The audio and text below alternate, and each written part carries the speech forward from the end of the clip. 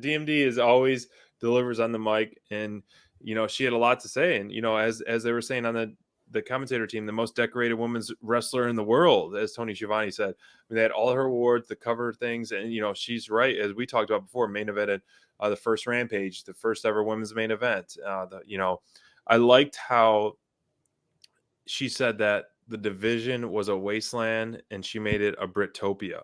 That was a good line. It was a very good line. And she's not wrong, and she's not wrong at all. And how she created the top spot. No. The DMD has elevated this division to new heights quickly. And the DMD has shown how amazing the women's division it can be in AEW. And so with her leading the pack, talk women's wrestling, man. Yeah. She's like been a great champ. She's been a fantastic champ. Yeah. She's kind of earned that spot as like the top of the top right now because, I'm not going to disparage anybody in any other companies right now, but what Britt's doing is different. She's got the total package and she's kind of going out there not without any competition that's staying up to her standard, right? So like we've been talking about this lately where Britt, her title reign has felt kind of like hit or miss at times because of how great she is at talking and how much character work she does in her matches. How much she builds up herself in a lot of ways. And so it's kind of been tough,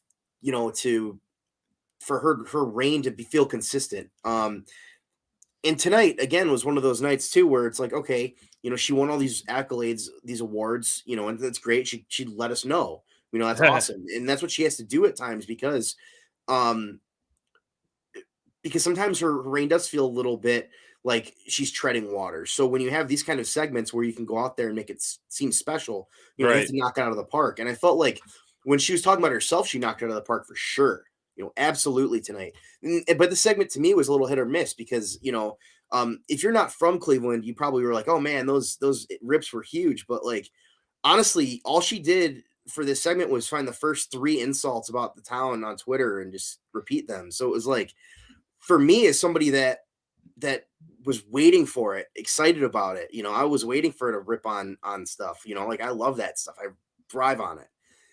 I was bummed. I don't know if I've ever been more bummed about a Brit segment in my life because it felt so just predictable and easy, like, oh man, a Baker Mayfield joke. Oh, the Steelers beat the Browns this year. Like, okay, like good one. That's literally the first thing you could have found.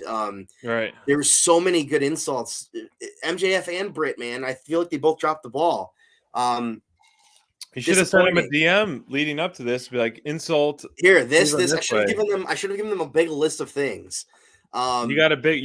They'll make the list. I mean, being in Cleveland right now, I could have made a Chris Jericho list and given it to him, and they would have had so many great things to talk about. But that long Jericho list where he does the 1,000 holds or whatever. Yeah, I could have given them the list of 1,000 insults about Cleveland, but instead they just made fun of LeBron James, who won us a title, and Baker Mayfield, who beat the Steelers in the playoffs, last year. So, 28-0 in the first quarter. You know what I mean? So it's not really like, it's one of those things where it's like, okay, the 2 best heels in my hometown come to my hometown and drop the ball. Like, disappointing, man. I don't know. Pretty bummed. I know you're a little too close to home. It's hitting too close to home on that one, but not at all. It was. you can't turn this around on me, bro. You're not going to work me into a shoot here. I was hoping for like the next feud to kind of develop, like someone interrupt her, in a typical predictable fashion. Like, someone should have, as soon as she's like the D and boom, music somebody's music hits. Something. Yeah, I was hoping for that because at this point, like, where do you go with DMD? Like, you don't have a feud. The DMD squad with Jamie and Reba have not been on TV for a while. Like, yes, we all want that, of course. We definitely do. That is the ultimate payoff. Thunder Rosa versus DMD, for sure. You got to be patient, apparently. I mean, that's like a Wardlow build. Yeah, I mean, that we won't get a match for 5 years then. Could you imagine, like, in the next 3 months, if Wardlow was a TNT champ, just putting on just like absolute beatdowns, and Thunder Rosa was the women's champ. Um, and then Thunder Rosa could go against a Serena Deeb, because I think Serena Deeb is could easily be the best women's wrestler in AEW. And like I've said before and continue will, like, she could dethrone any champ currently if she wanted to in the snap of her fingers, in my opinion. Yeah, and I Walk just don't run know if it circles would around work them. storyline-wise with Britt right now. You know Yeah, what I mean? Like, I think that Serena Deeb is doing some of the best stuff in the company right now, but I don't know if it works with what Britt's doing. I think they're very, it'd be kind of like oil and water, you know. true. Yeah, I don't, as much as I want to see Deeb in the title picture, I think the timing isn't right yet. Does she deserve Yeah. it? Yes. Would she win it? Yes. It might Uh, not be the right opponent either, though. Like, true. I not that I don't think that her and Britt could have a great program, because they could. 100% they definitely could, but like the stories that they're telling and the character work they're Yeah. doing, I just don't think that would be a good fit currently. Now maybe if Britt transitions into a more traditional babyface role, maybe, you Right. know, but I think that if Deeb's going to challenge for the world title, it's not going to be against Britt. It's going to be against somebody else. Okay. After Britt loses the title at some point. So, Right. I don't know, man. For me, just doesn't really fit. I think that there's a better chance of her maybe going for the TBS title with Jade. I think they could make that work a little bit more. I think she could do some stuff about, experience, maybe make some comments about experience, maybe, Sure. Sure. kind of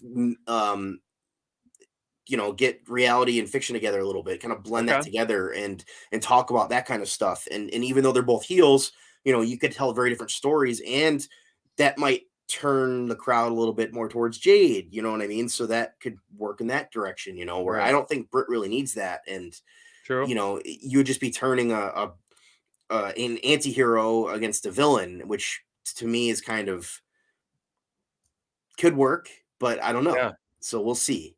Um, Not sure about that. It's tough to figure out these opponents right now, man, because it's like what's going on in so much of AEW is unpredictable all the Yeah. time, right? Like we couldn't even predict. All of us were wrong about what we thought the TNT champion was going to be after tonight. Like there's so Right. much stuff that we can't figure out and guess, and it's because it's just so good, and there's so many people being built up. Mm-hmm. But you're right.